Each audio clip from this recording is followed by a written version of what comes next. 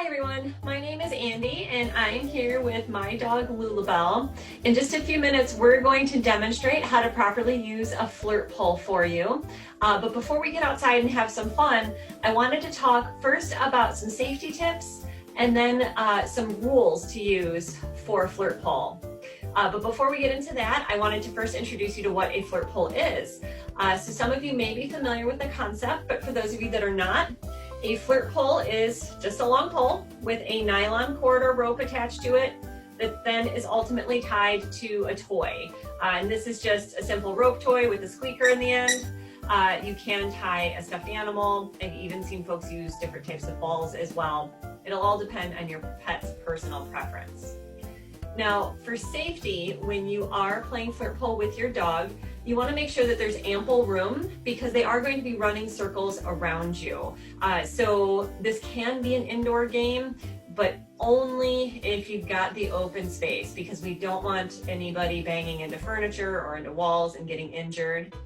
And then second, when we're playing flirt pole, we want to make sure that your dog has good traction. Which is why, yes, it can be an indoor game, but I really advocate for playing outside on a nice grassy lawn. Your dogs will be able to really dig in and get purchase on the soil, so we don't have to worry about them slipping or falling while playing.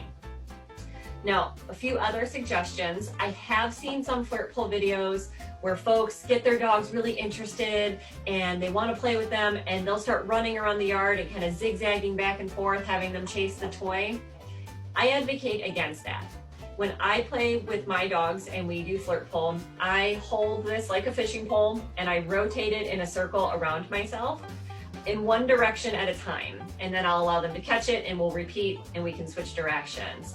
This prevents my dogs from making any sudden fast jerking motions that might injure them if they turn too quickly. So I don't want anybody blowing an ACL or otherwise damaging any ligaments or tendons.